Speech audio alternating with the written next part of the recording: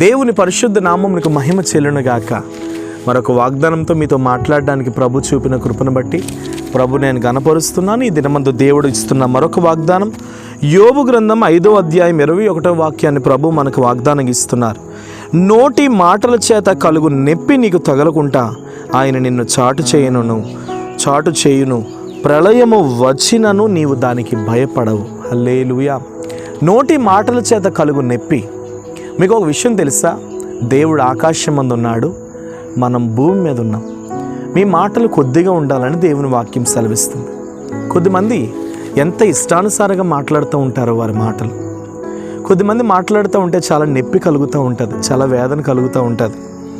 అందుకని నేను ఒక చోట విన్నాను ఒక మాట, తిన్నది బహిర్భూమిలోని కన్నా వచ్చేస్తుందంట, కానీ అన్నది మాత్రం మనసులో ఉండిపోద్ది. అందుకని మీరు ఎప్పుడు గుర్తుపెట్టుకోండి, ఎవరిని కూడా తొందరగా ఏ మాట కూడా మీరు అనొద్దు, అది మీకు క్షేమము కాదు. అయితే ఈరోజు దేవుడు ఏమని మాట్లాడుతున్నాడంటే, ఎవరి ద్వారా అయినా నోటి మాటల వల్ల నీకు బాధ కలిగిందా? చాలామంది అంటూ ఉంటారు, ఒక దెబ్బ కొడితే పోతుంది కదండి, అలాంటి మాటలు మాట్లాడాలా అంటారు. నిజమే, ఆ మాటలు మాట్లాడేటప్పుడు చాలా వేదన, దుఃఖం, బాధ కలుగుతూ ఉంటుంది. కానీ దేవుడు అంటున్నాడు, ఎందరూ నిన్నెన్ని మాటలనను నేను నిన్ను ఆ మాటలు తగలకుంటా, ఆ నొప్పి నీకు తగలకుంటా నేను నిన్ను చాటు చేయబోతున్నానని దేవుడు మాట్లాడుతున్నాడు. హల్లెలూయా. దేవుడు నిన్ను కాపాడబోతున్నాడు. ప్రళయం లాంటి సమస్య వచ్చినా సరే నువ్వు భయపడవు అని దేవుడు మాట్లాడుతున్నాడు. కాబట్టి ధైర్యం తెచ్చుకో.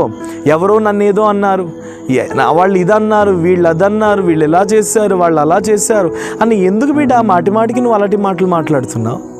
ఎవరు నిన్న దేవుడు చెప్తున్నాడు కదా, ఆ నొప్పి నీకు తగలకుండా నిన్ను భద్రపరచబోతున్నాడు. ఆ నొప్పి నిన్ను తగలకుండా నిన్ను కాపాడబోతున్నాడు. ఆ ఇబ్బందికరమైనటువంటి వాతావరణం నీకు కలగకుండా నిన్ను దేవుడు రక్షించబోతున్నాడు. కాబట్టి ధైర్యం తెచ్చుకో, నిశ్చయముగా ధైర్యంగా ఉండు, భయపడొద్దు. నోటి మాట వలన వస్తున్నటువంటి నొప్పి ఈ రోజు నుండి మొదలుకొని నీకు తగలదు అని దేవుడు మాట్లాడుతున్నాడు. ఒకవేళ నీ భర్త వలన ఏదైనా మాట పడుతున్నావా, నీ భార్య వలన మాట పడుతున్నావా, నీ పిల్లల వలన మాట పడుతున్నావా, వారు క్షమించు, వారిని క్షమించి ఈ రోజు నుండి మరలా సంతోషాన్ని, పునర్వైభవాన్ని మరలా పొందుకోండి. ఒకరు మాటలు అనుకోకండి. ఎందుకంటే దేవుడు ఆ మాటల ద్వారా వచ్చినటువంటి నొప్పిని నీ జీవితంలో తొలగించబోతున్నట్లుగా దేవుడు మాట్లాడుతున్నాడు. ప్రళయం లాంటి శోధన వచ్చినా నేను తప్పించబోతున్నాను అని దేవుడు మాట్లాడుతున్నాడు.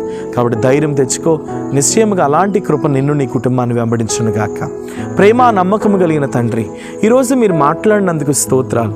చాలామంది మాటలను బట్టి వేదన పడుతున్నారు, చాలామంది మాటలను బట్టి కృంగిపోతున్నారు, చాలామంది మాటలను బట్టి శోధన భరిస్తున్నారు. యేసు నామములో ఎలాంటి మాటల నుండైనా వారు విడుదల పొందుకొందురుగా కానీ ప్రార్థిస్తున్నాను. మీరు జ్ఞాపకం చేసుకోండి. నిశ్చయముగా వారి పక్షముగా మీరు ఉండండి. మీరు అద్భుతాలు జరిగించండి. మీరే వారి పట్ల నూతనమైన కార్యాలు జరిగించి వారి జీవితంలో జరగవలసిన మేలులన్నీ మీరు జరిగించమని ప్రార్థిస్తున్నాను.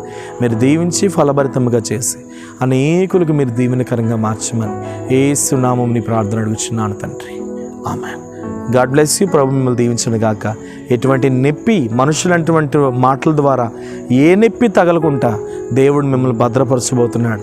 ప్రళయం లాంటి శోధన వచ్చినా నువ్వు భయపడవు అని దేవుడు మాట్లాడుతున్నాడు. God bless you. Praise lord.